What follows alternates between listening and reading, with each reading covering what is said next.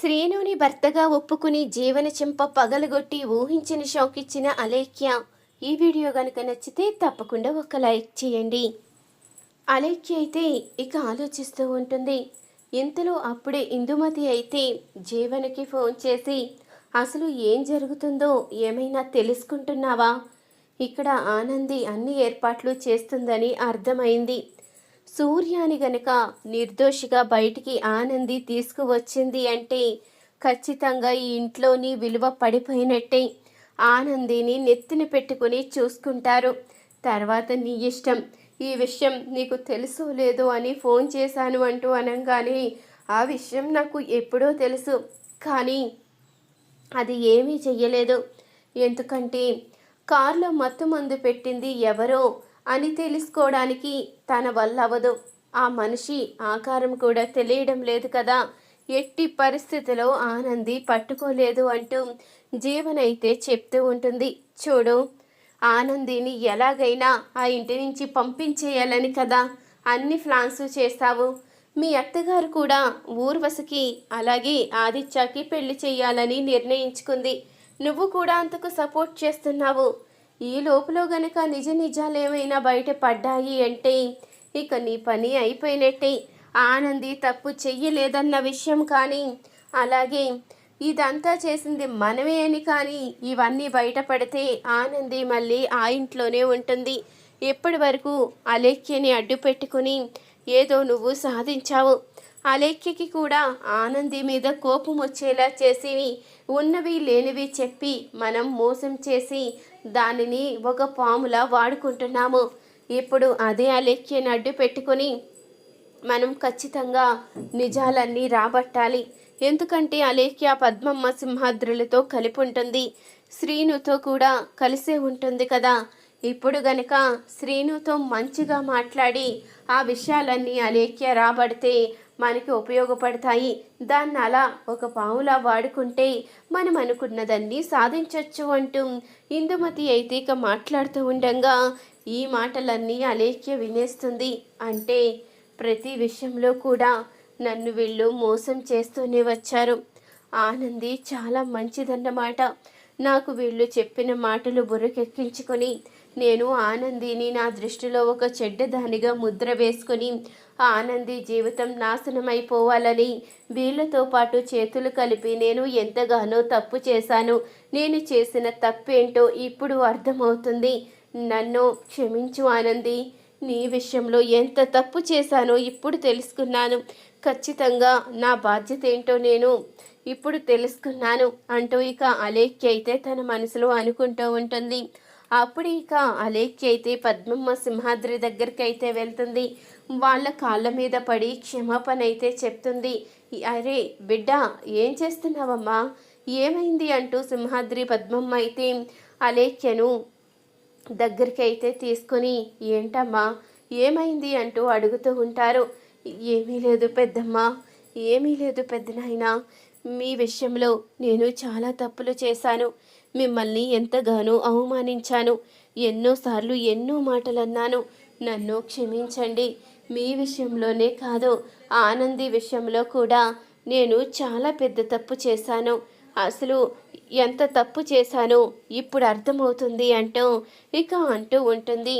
అలేఖ్య అయితే బిడ్డ, నువ్వు నిజం తెలుసుకుని నీ మనసు మార్చుకున్నందుకు మాకు చాలా సంతోషంగా ఉందమ్మా. నువ్వేమీ బాధపడవలసిన అవసరం లేదు.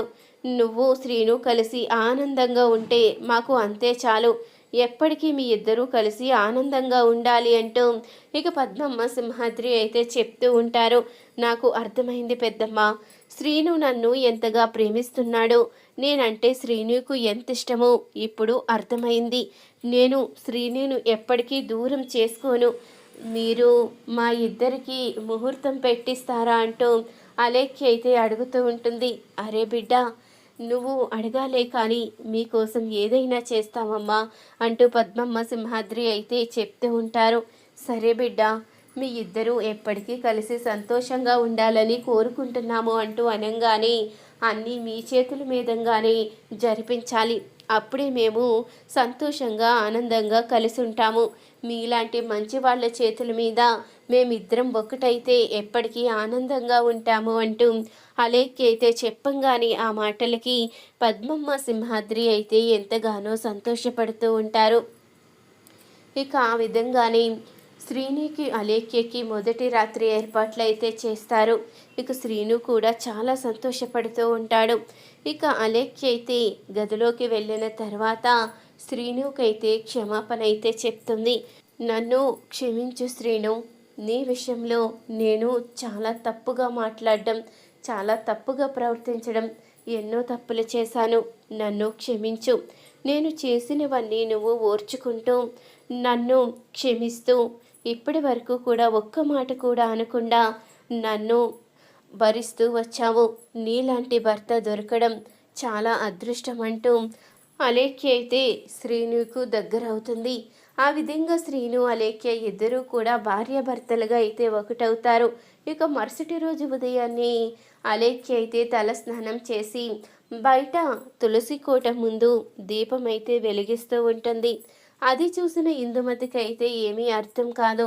ఇదేంటి, ఈ అలేఖ్య ఎప్పుడూ కూడా ఇంత పొద్దున్నే లెగదే, అయినా ఈరోజు కొత్తగా ఇలా తులసి కోట ముందు దీపం వెలిగిస్తుందేంటి, ఏం జరిగింది అంటూ ఇక అక్కడే ఉండి చూస్తూ ఉండంగా ఇంతలో పద్మమ్మ అయితే వస్తుంది. ఏంటమ్మా అలేఖ్య, ఓకేనా అంటూ అనంగానే, పెద్దమ్మ, నేను శ్రీను ఆనందంగా భార్యాభర్తలుగా ఒకటయ్యాము. ఇప్పుడు నాకు చాలా సంతోషంగా ఉంది. నా జీవితం ఏంటో నేను తెలుసుకున్నాను పెద్దమ్మ, ఇదంతా మీ కారణంగానే అంటూ అనంగానే, నా తల్లి ఎంత మంచి వార్త చెప్పావు, త్వరలోనే నీకొక పండంటి బిడ్డ పుట్టాలి అంటూ పద్మమ్మ అయితే ఇక అలేఖ్యను దీవిస్తూ ఉంటుంది. అప్పుడు ఈ మాటలు విన్న ఇందుమతి అయితే వెంటనే జీవన్కి అయితే ఫోన్ చేసి విషయం చెప్పంగానే జీవన్ అయితే ఒక్కసారిగా షాక్ అవుతుంది. ఏం మాట్లాడుతున్నావు పెద్దమ్మా అంటూ అడుగుతూ ఉండంగా, అవునే, ఇక్కడ అలేఖ్య కూడా శ్రీనుకి దగ్గరైపోయింది. ఇక శ్రీనుయే తన భర్తని అనుకుంటుంది. ఆ విధంగా అయితే మన పని ఏమైపోవాలి, మనం అలేఖ్యని అడ్డు పెట్టుకుని సాధించాలి అనుకున్నది సాధించలేమేమో అంటూ ఇందుమతి అనంగానే, ఇప్పుడే ఈజీగా సాధించగలం, ఎందుకంటే అలేఖ్య దగ్గరైంది కాబట్టి శ్రీను ఏం చెప్పినా ఏమడిగినా చెప్పేస్తాడు.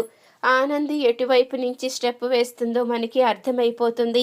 నేను ఈరోజే అలేఖ్యను కలుస్తాను అంటూ జీవన్ అయితే అలేఖ్య దగ్గరికి అయితే వస్తుంది. అలేఖ్య, నేను నీతో మాట్లాడాలని వచ్చాను.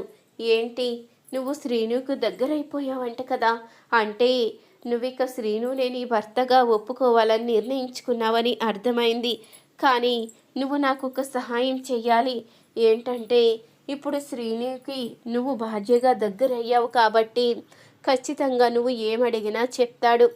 ఆనంది ఏం చేస్తుందో, అసలు ఎలాంటి నిర్ణయాలు తీసుకుంటుందో ఇవన్నీ కూడా శ్రీనుకు బాగా తెలుస్తాయి. నువ్వు శ్రీనుని అడిగి నాకు ఆ విషయాలన్నీ చెప్పాలి. ఆ ఆనందిని ఎలాగైనా ఆదిత్యకి దూరం చెయ్యాలి. ఆనంది శాశ్వతంగా అందరికీ దూరంగా వెళ్ళిపోవాలి అంటూ జీవనైతే అంటూ ఉండంగా అప్పుడే అలేఖ్య అయితే కోపంగా ఇక జీవన చెంపైతే పగలగొడుతుంది. ఇంకా ఎన్ని సంవత్సరాలని ఇలా మోసం చెయ్యాలని చూస్తావు? ఆనంది ఆదిత్య కలిసి ఉండడం వల్ల నీకొచ్చే నష్టం ఏంటి? ఆనంది జీవితాన్ని నాశనం చేయాలని చూస్తావా? నిన్ను ఎట్టి పరిస్థితిలో కూడా క్షమించేదే లేదు అంటూ ఇక చెప్తూ ఉంటుంది అలేఖ్య అయితే. అలేఖ్య ప్రవర్తన చూసిన జీవనైతే ఒక్కసారిగా షాక్ అవుతుంది. ఏం మాట్లాడుతున్నావు?